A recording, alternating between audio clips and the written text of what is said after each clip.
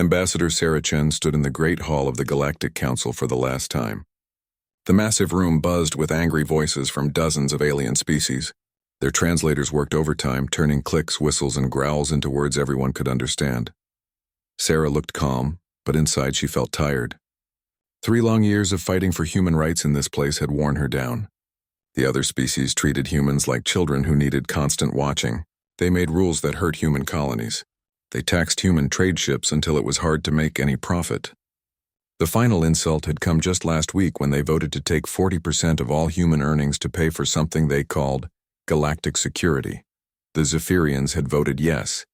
Their tentacles had waved with pleasure as they announced their support. The crystalline beings had voted yes too, their bodies flashing with satisfied light.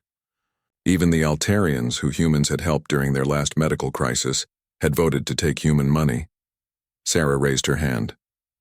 The hall slowly grew quiet. "The Terran Federation is leaving the Galactic Council," she said. Her voice was steady and clear. "Starting today, all human workers, ships, and buildings will leave Council space. We will finish the jobs we already agreed to do, but we will not take any new ones." The Zephyrian Trade Minister jumped up. His tentacles turned purple with anger. "You cannot just leave. Think about the problems this will cause." "We have thought about it," Sarah replied. "You will manage without us." She picked up her papers from the podium. "Humanity thanks the Council for teaching us important lessons during our time here." Around the hall, alien voices rose in protest. Some demanded that humans stay. Others threatened to make laws forcing them to remain. A few tried to offer new deals with better terms. Sarah listened to none of it. She walked out of the hall with steady steps. Her team followed behind her. They had made their choice weeks ago after the tax vote. Now it was time to act. The human withdrawal began immediately. It was not rushed or angry. Instead, it happened with the careful planning that humans were known for. Every human cargo ship in Council space received new orders. Finish your current delivery. Return to human space. Do not accept new contracts. Human engineers working on alien space stations completed their repairs on schedule. Then they packed their tools and left. Human doctors in Council hospitals finished treating their patients. Then they transferred care to alien doctors and went home. Human teachers in exchange programs completed their current classes. Then they said goodbye to their alien students and departed. The other species watched this happen with growing worry. They had expected anger from humans. They had prepared for threats or demands for revenge. Instead, they got polite efficiency. Humans fulfilled every contract exactly as written. They transferred knowledge to alien replacements where possible.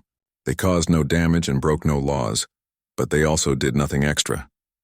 Human cargo ships that had always helped with emergency deliveries now stuck strictly to their contracted routes. Human engineers who had often fixed problems they noticed while doing other work now only did exactly what their contracts required. Human doctors who had frequently shared new medical techniques with alien colleagues now kept their knowledge to themselves. Within 6 months, human presence in Council space had become almost invisible. The cargo ships still arrived, but only to complete existing contracts. The few remaining human workers finished their assigned tasks without the friendly conversations that had once built relationships between species. Human colonies outside Council space stopped answering non-essential communications. The Galactic Council members told themselves this was good news. Finally, they could make decisions without humans asking annoying questions about costs and efficiency. They could pass laws without humans pointing out potential problems. They could govern the galaxy the way they wanted.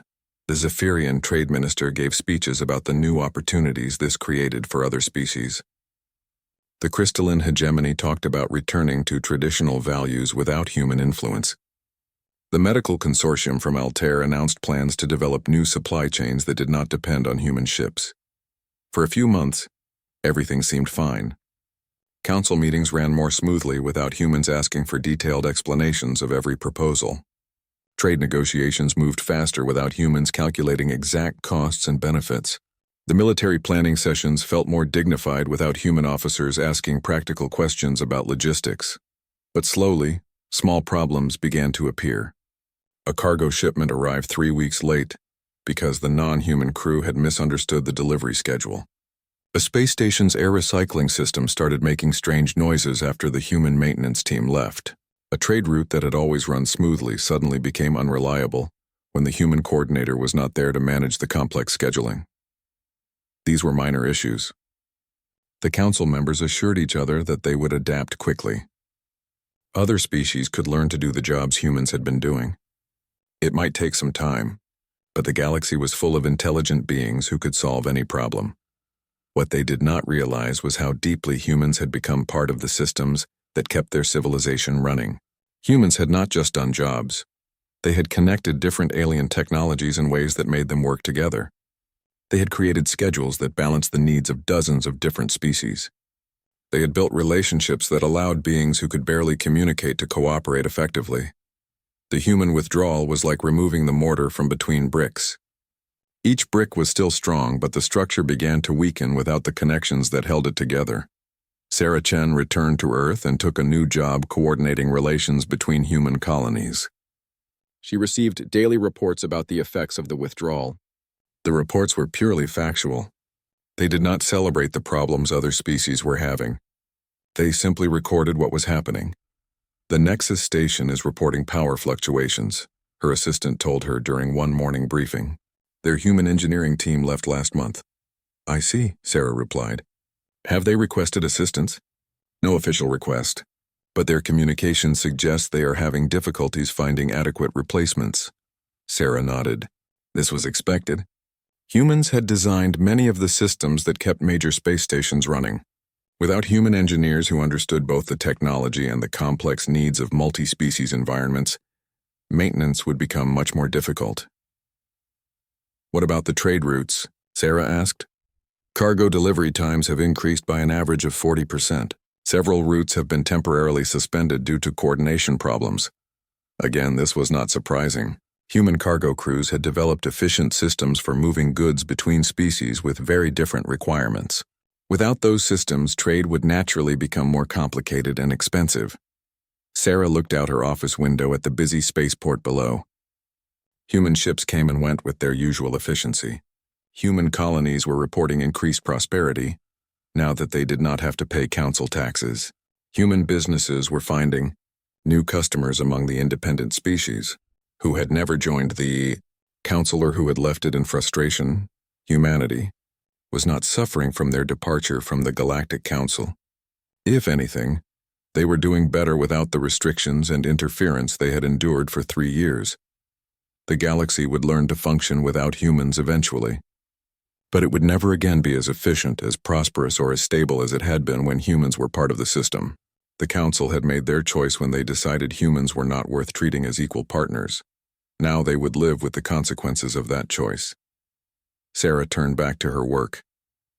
There were new trade agreements to negotiate with independent species, new colonies to establish, new technologies to develop. Humanity had a bright future ahead of them. They would build it without the Galactic Council.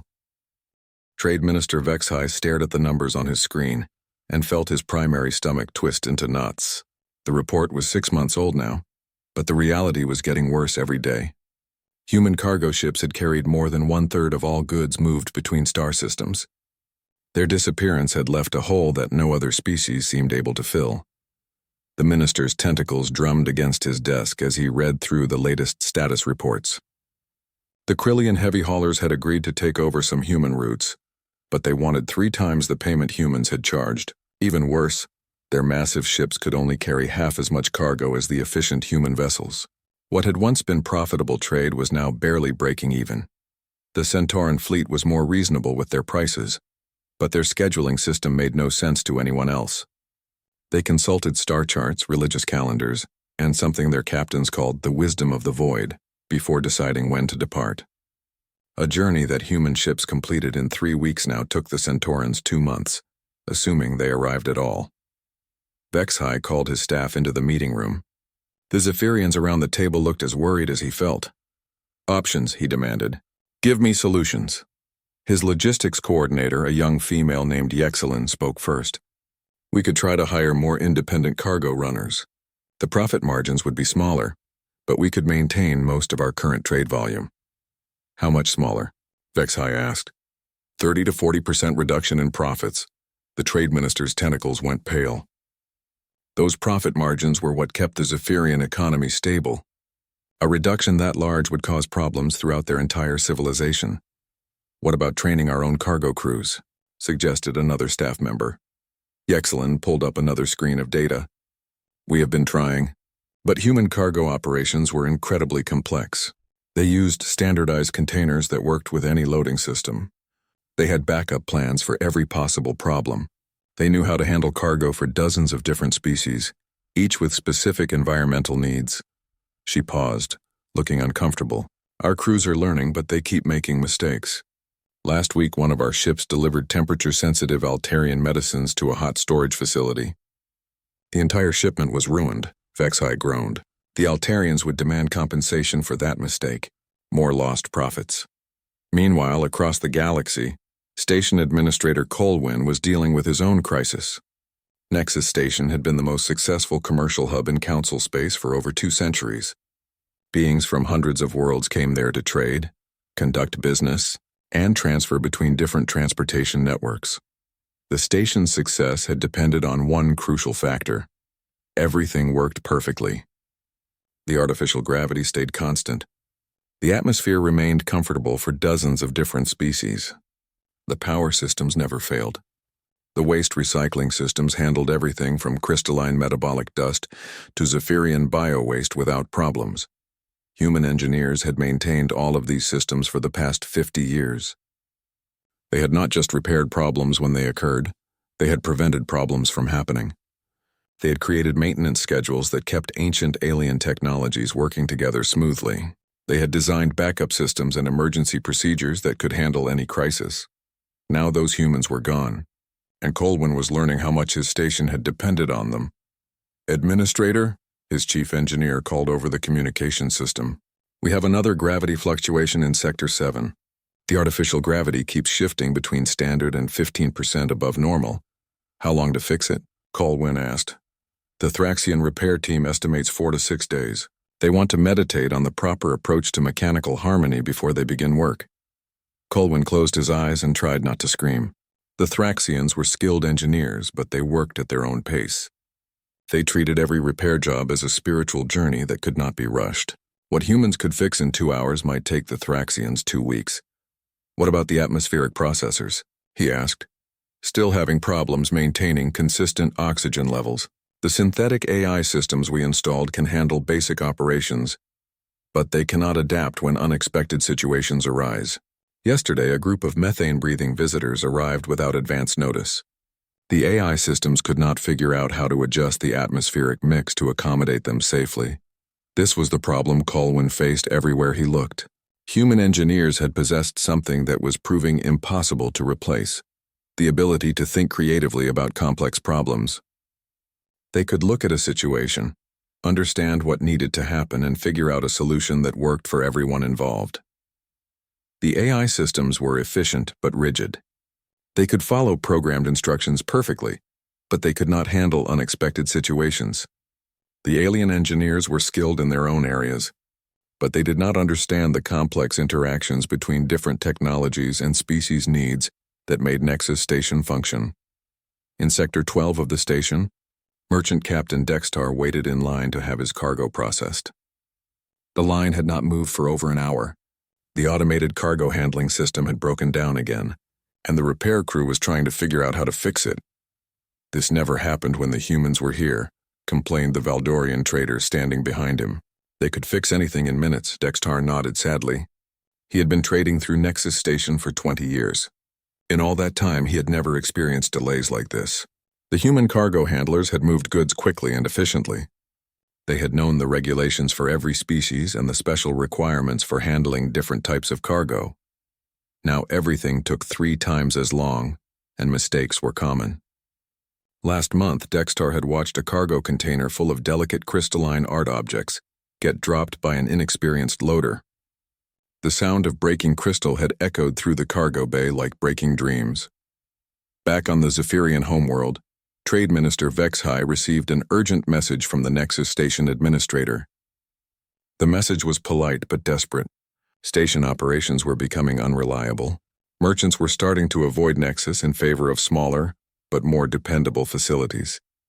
If the problems continued, the great commercial hub might have to reduce its operations, or even closed temporarily. Vexhai read the message twice, then called his staff back into the meeting room.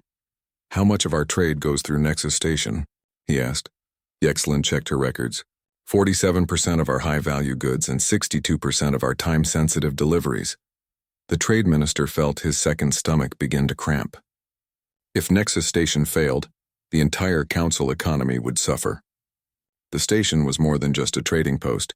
It was the central hub that connected dozens of different trade networks. "Have we heard anything from Earth?" he asked quietly. "Any hint that they might be willing to negotiate?" The room fell silent. Everyone knew the answer, but no one wanted to say it out loud. Finally, Yexlin spoke. "Earth responds to official communications with standard diplomatic acknowledgments. Nothing more. Their ships still provide emergency medical aid when there are disasters, but they refuse all other cooperation requests." "They are not angry," observed the station liaison officer. "That is what makes this so difficult. If they were angry, we could apologize or offer concessions, but they seem to have simply moved on." Vexhai's tentacles drooped with defeat. He had spent his career believing that the Zephyrian Consortium was the most important trading power in the galaxy. Now he was learning that their success had depended heavily on human efficiency and reliability. The humans had not destroyed anything when they left. They had not sabotaged systems or stolen resources. They had simply removed themselves from the complex web of relationships and services that kept galactic civilization running smoothly, but their absence was causing more damage than any act of revenge could have achieved. The first cracks were showing in the foundation of the Galactic Council's power. Soon those cracks would become much larger problems, and the humans were nowhere to be found when the Council finally realized they needed help. Dr. Zealon stared at the casualty reports with growing horror. The mining colonies on Kepler 442 were dying, and there was nothing she could do to stop it. The plague that had struck the miners was not particularly dangerous by galactic medical standards. The Altarian Medical Consortium had developed a cure within hours of analyzing the first samples. The cure was sitting in their laboratories right now, ready for immediate distribution. But it might as well have been on the other side of the universe.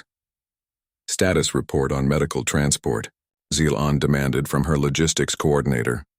The young Altarian's bioluminescent patches flickered with distress. "The Krillian heavy haulers can deliver the medicine, but their next available ship will not depart for 3 weeks. The Centauran fleet has a vessel ready now, but they insist on stopping at 4 different religious sites along the route. Total travel time would be 47 days. Zealon's healing tendrils curled inward with frustration. In 47 days, most of the miners would be dead. Even 3 weeks might be too long for the worst cases. "What about emergency charter flights?" she asked. "We have contacted every available independent cargo runner in this sector. They either lack the proper medical storage equipment or demand payment rates that exceed our emergency budget allocation." The doctor closed her eyes and tried to think. Before the human withdrawal, this would never have been a problem. Human medical transport ships had been stationed throughout Council space, ready for exactly this type of emergency. Their crews had been trained in basic medical protocols. Their ships had been equipped with stasis fields for critical patients and proper storage for sensitive medicines. More than that, human logistics networks had been designed for emergencies. When plague or disaster struck, human coordinators could reroute cargo ships, reschedule deliveries, and mobilize resources with incredible speed. They had treated medical emergencies as personal challenges, working around the clock to save lives, Doctor, her coordinator said quietly. "I have reviewed the human withdrawal procedures from 1 year ago. They fulfilled every medical supply contract through completion. They transferred emergency response protocols to our personnel. They provided 3 months of additional training to ensure smooth transitions." Zealon nodded bitterly. The humans had done everything required by law and treaty. They had left the Altarian Medical Consortium, fully capable of producing medicines and treating patients. What they had not left behind was the complex network of relationships and resources that made emergency response possible. They knew, she realized with growing certainty, they knew exactly what would happen when they left. Across the galaxy, Admiral Korath of the Hegemony Defense Fleet was reaching the same conclusion.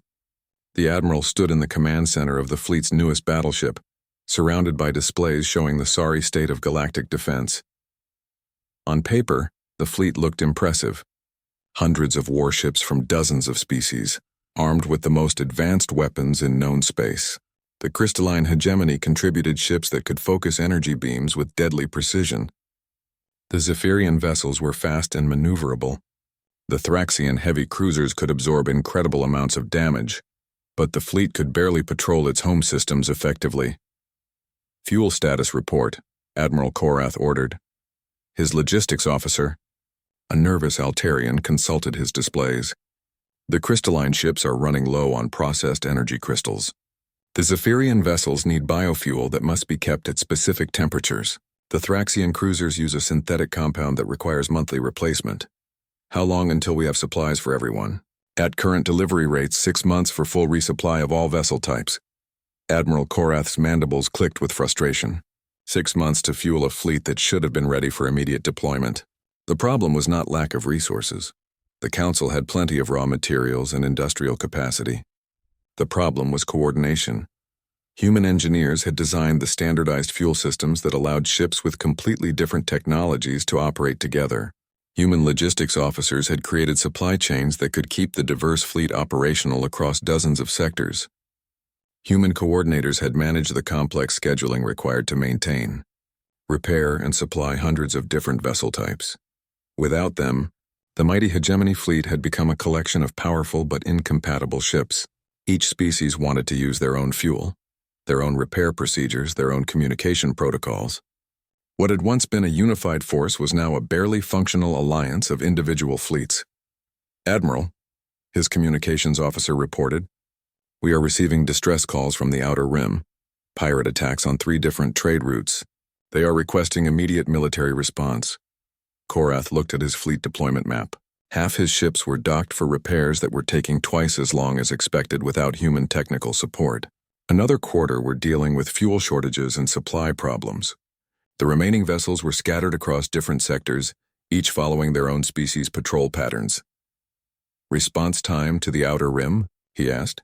Minimum 4 weeks to assemble an effective task force, sir. 4 weeks. By then, the pirates would be long gone with their stolen cargo. The Admiral remembered when human fleet coordinators could have had ships responding to emergencies within hours. They had maintained real-time awareness of every vessel's status, location, and capabilities. They had created response plans for every possible situation.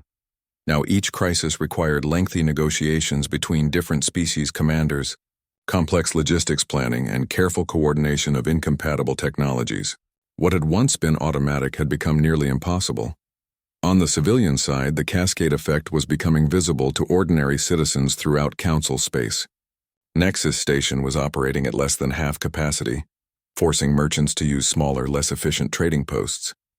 Shipping delays had become so common that businesses were learning to order supplies months in advance. Medical emergencies that should have been routine were becoming major crises. But perhaps most telling was the growing awareness of human absence.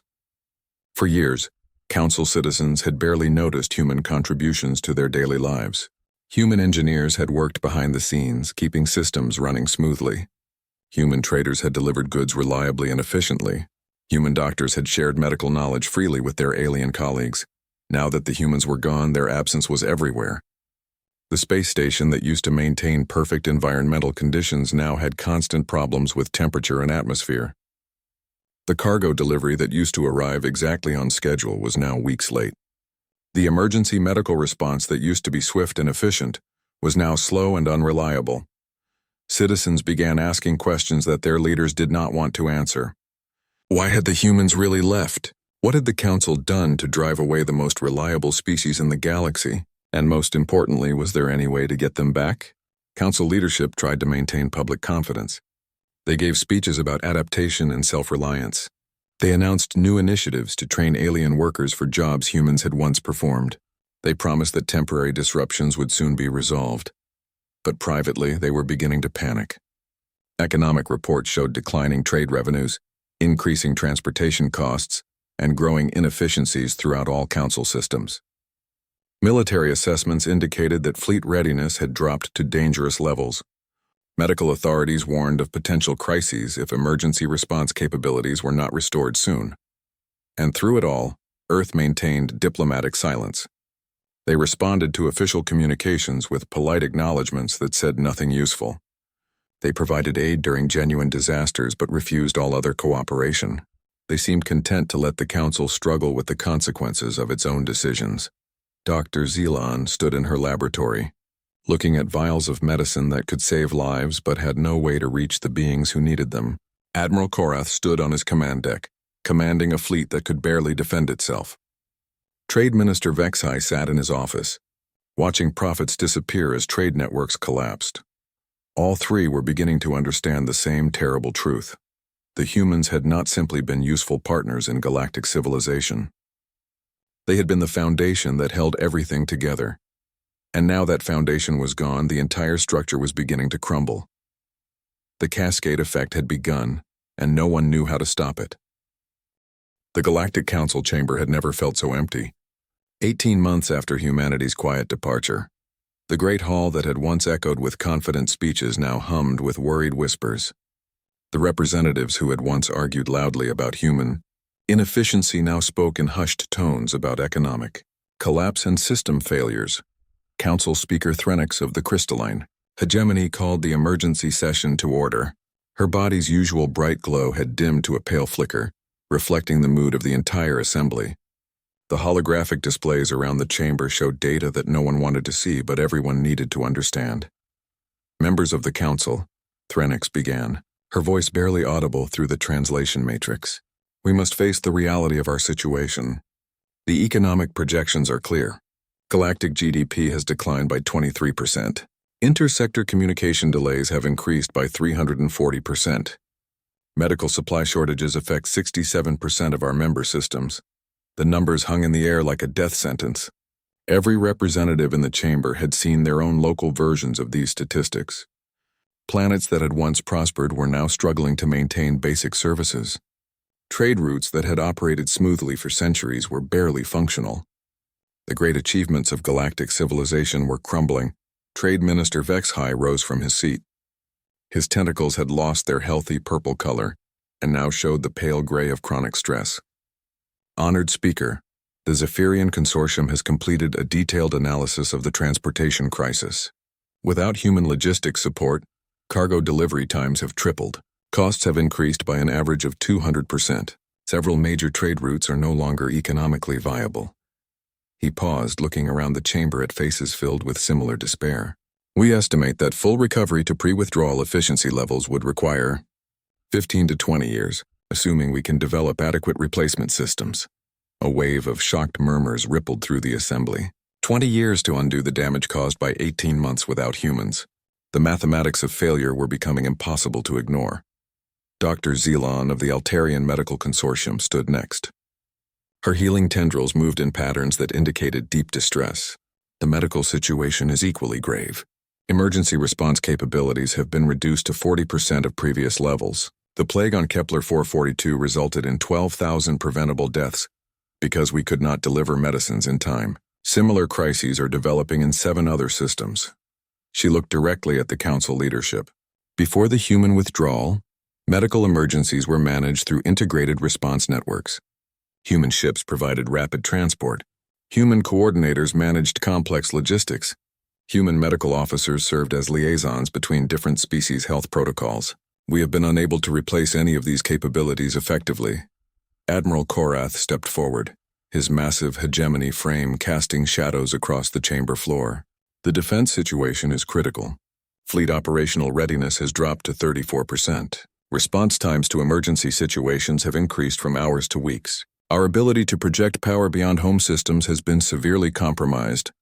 The Admiral's voice carried the weight of a military leader watching his forces collapse. Human engineers designed the systems that allowed our diverse technologies to work together. Human logistics officers created the supply networks that kept our fleets operational. Without them, we are not one unified defense force. We are dozens of separate, incompatible militaries trying to coordinate through committee. The chamber fell silent as the full scope of their situation became clear. The species that had once complained about human influence now realized they had been completely dependent on human competence. The systems they had taken for granted were revealed to be incredibly complex networks that only humans had fully understood. Counselor Yethmar of the Outer Colonies raised a Question that everyone was thinking but no one wanted to ask. Have we received any communication from Earth? Any indication they might consider returning to negotiations? The silence that followed was answer enough. But Council Speaker Threnix felt compelled to make the situation official. Earth responds to our diplomatic communications with standard acknowledgments. They provide disaster relief when requested, as required by interstellar law. But they have shown no interest in discussing renewed cooperation or Council membership. They are not angry, observed Dr. Zilan quietly. I worked with human medical teams for 15 years. I know how humans behave when they are upset. They argue. They negotiate. They demand explanations and apologies. But the humans who left us were not angry.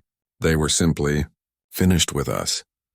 This observation sent a chill through the assembly. Anger could be negotiated with. Demands could be met. Apologies could be offered. But indifference was much harder to overcome. The humans had not left in rage or frustration. They had left with the calm certainty of beings who had found a better path forward. Trade Minister Vexhai accessed his personal data files and shared information he had been hoping not to reveal. Intelligence reports from the Outer Rim indicate that human colonies are thriving. Trade volumes in human-controlled space have increased by 60% since their withdrawal. They have established new partnerships with independent species who were never Council members. He paused, letting the implications sink in. They are not suffering from their decision to leave us. They are prospering. This was perhaps the most bitter truth of all. The Council had assumed that humanity needed the galaxy more than the galaxy needed humanity. They had believed that cutting humans off from galactic civilization would force them to accept whatever terms the Council offered. Instead, humans had simply built their own version of galactic civilization, one that apparently worked better than the original. What about our citizens? Asked Councillor Brendix of the Agricultural Worlds. How long can we maintain public confidence while services continue to deteriorate? The answer came from multiple representatives at once, creating a cacophony of worried voices. Public trust in Council leadership was declining rapidly. Citizens were demanding explanations for the increasing problems with transportation, communication, and emergency services. Some worlds were questioning whether Council membership was worth the costs and restrictions it imposed. A few systems had already begun quiet negotiations with human colonies, seeking direct trade agreements that bypassed Council authority. These negotiations were unofficial and technically illegal, but desperate circumstances were making legal niceties seem less important than practical solutions. Council Speaker Threnix called for order, but her authority felt hollow. The great dreams of galactic unity and cooperation that had founded the Council seemed like naive fantasies now. The reality was that their civilization had depended on one species that they had consistently undervalued and ultimately driven away. We need options, Threnix declared. Practical solutions for immediate problems and long-term strategies for recovery. But as the representatives began discussing possibilities, the fundamental problem became clear. Every solution they proposed had been something humans had already been doing. Every system they needed to rebuild had been created by human innovation and maintained by human competence. They could try to develop their own logistics networks, but it would take decades to match human efficiency. They could attempt to create new emergency response systems, but they lacked the flexible thinking that had made human crisis management so effective. They could work to rebuild their military coordination, but they had no equivalent to the human talent for making diverse technologies work together. The reckoning had arrived. The Galactic Council was finally understanding the true cost of their arrogance. They had treated humanity as a junior partner, useful but ultimately expendable. They had imposed restrictions and taxes and regulations, assuming that humans had no choice but to accept whatever terms were offered. Now they were learning that humans had always had another choice. They could walk away and build something better elsewhere, and that was exactly what they had done. As the emergency session dragged on through the night, one fact became increasingly clear to everyone present. The Council had not just lost a member species, they had lost the foundation of their entire civilization. The question now was whether there was any way to rebuild what they had destroyed through their own short-sighted policies. But first, they had to find a way to survive the collapse that was already underway. Captain Maria Santos stood on the observation deck of Harmony Station. watching ships from a dozen different species dock at the massive commercial hub. 3 years had passed since humanity had walked away from the Galactic Council, and the view outside her window told the story of what they had built in that time. Harmony Station was everything that Nexus Station had once been, but better. Human engineering had combined with Valdorian crystal technology and freelancer adaptability to create something the galaxy had never seen before. The station's systems ran smoothly because they had been designed from the beginning to accommodate different species' needs without forcing anyone to compromise their nature, unlike the Council's approach of making everyone follow the same rules. Harmony Station celebrated differences. Methane-breathing species had their own environmental zones. Silicon-based beings had specialized docking facilities. Even the rare plasma form entities had areas designed specifically for their unique requirements. Captain Santos, her communications officer, called. "We have a council ship requesting permission to dock. It's a Zephyrian trade vessel called Prosperity." Maria smiled. Over the past year, an increasing number of council ships had begun making unofficial stops at human stations. They could not formally acknowledge these visits without losing face, but they needed human goods and services too desperately to avoid them entirely. "Standard commercial docking," she replied. "Bay 7 has the right power couplings for Zephyrian systems. And make sure they know our trade policies. All transactions are voluntary and based on mutual benefit." This last point was important. Human stations did not impose taxes or regulations on visiting traders. Instead, they offered services that were so efficient and fairly priced that most visitors chose to use them. The difference in approach was striking to beings who had become accustomed to the Council's complex bureaucracy. Maria walked through the station's main commercial district, observing the busy activity that filled every level.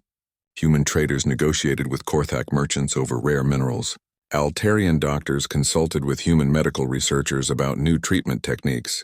Freelancer engineers worked alongside human technicians to solve complex technical problems.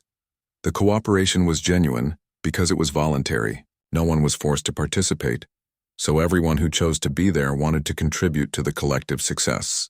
The result was an energy and innovation that had been missing from council space for decades. In her office overlooking the trading floors, Maria reviewed the daily reports that painted a picture of remarkable growth. Human space now included 47 colonies, 12 major trading stations, and a network of relationships with over 60 independent species. Trade volumes had increased by 80% since the withdrawal from council space. Technological innovation was accelerating as human creativity combined with alien knowledge in new ways. But perhaps most importantly, human space was peaceful. Without the constant political tensions and competitive restrictions of the council system, different species found it easier to work together toward common goals. "Captain," her aide announced. "Incoming transmission from Earth, it's Ambassador Chen." The screen activated to show Sarah Chen, now serving as Secretary of Independent Relations for the Terran Federation. She looked relaxed and confident in a way she had never appeared during her time dealing with the council. "Maria, how are things at Harmony Station?" "Busy as always," Maria replied. "We're seeing increased traffic from council space. A lot of unofficial visits from traders who need reliable services." Sarah nodded. "We're seeing the same pattern throughout human space. Council ships arrive quietly, conduct business efficiently, and leave without making any official reports. They're getting what they need while maintaining the fiction that they don't need us." "Any word on the council's internal situation?" "The intelligence reports are not encouraging from their perspective. Economic decline continues. Infrastructure problems are getting worse. Some member worlds are talking openly about leaving the council if conditions don't improve soon." Sarah paused, looking thoughtful. "I received another formal request from the council yesterday. They want to explore the possibility of renewed cooperation between humanity and the council. Same language they've been using for months." "What did you tell them?" "Same thing I always tell them. The Terran Federation appreciates their interest and wishes them well. We remain committed to peaceful coexistence and mutual respect between all galactic civilizations." Maria understood the subtext. No anger, no demands, no conditions for negotiation. Just polite acknowledgement that said nothing useful while committing to nothing at all. The truth was that humanity no longer needed the Galactic Council for anything. Human space was more prosperous, more innovative, and more stable than it had ever been under Council authority. The restrictions and taxes that had once limited human development were gone. The political games and bureaucratic delays that had frustrated human efficiency no longer existed. Maria, Sarah continued, we're seeing something interesting in our long-range sensors. Several council member species have been sending survey teams to explore independent systems near human space. They seem to be looking for alternatives to their current situation. This was not surprising. As the council's systems continued to deteriorate, member species would naturally look for other options. Some might choose to leave the council entirely and establish their own independent territories. Others might seek partnerships with human colonies or other successful civilizations. Are we prepared for potential refugees? Maria asked. We're prepared for anything that serves everyone's interests, Sarah replied carefully. If council species want to establish independent relationships with human communities, we're open to discussions. But we won't accept conditions that recreate the problems we left behind. After the communication ended, Maria returned to her observation of the station's operations. A crystalline merchant was concluding a complex negotiation with a human trader, both parties clearly satisfied with their agreement. Nearby, an Altarian medical team was receiving training on human emergency response procedures, knowledge that would help them save lives throughout their region of space. These interactions happened because they benefited everyone involved, not because some central authority had mandated cooperation. The difference was fundamental and had created a completely different kind of civilization. Back on Earth, Secretary Chen reviewed reports from across human space that painted a picture of remarkable success. The colonies that the Council had once restricted and taxed were now thriving centers of innovation. The trade networks that had been limited by Council regulations were now reaching new markets and creating unprecedented prosperity. But perhaps most significantly, humanity had discovered something about itself during this period of independence. Without the constant pressure to compromise with species that did not share their values, humans had been able to develop their full potential, their natural talents for creative problem-solving, efficient organization, and inclusive cooperation had flourished in ways that Council membership had never allowed. Ma'am, her aide announced. Priority message from the Outer Rim. It's from Admiral Foster. The screen showed Admiral Jennifer Foster, commander of the human defense forces that protected the growing network of independent human colonies. Her expression was serious but not alarmed. Sarah, we're monitoring increased military activity near Council space. It appears that their defense fleet is having trouble responding to pirate attacks and border incidents. Some Council worlds are requesting direct assistance from local human colonies. What's our response? Standard policy. We provide emergency humanitarian aid when requested, but we don't get involved in Council military operations. However, several independent worlds near the Council border have asked about establishing mutual defense agreements with human colonies. Sarah nodded. This was a predictable development. As Council authority weakened, smaller worlds would naturally seek protection from more stable neighbors.